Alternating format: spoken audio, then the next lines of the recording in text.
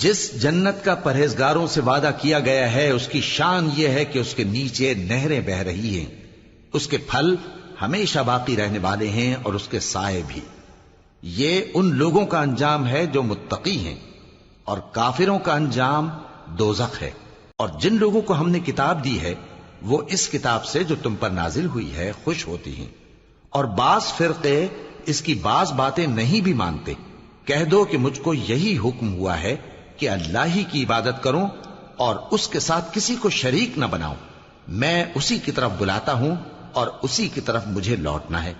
और इसी तरह हमने इस कुरान को अरबी जबान का फरमान बनाकर नाजिल किया है।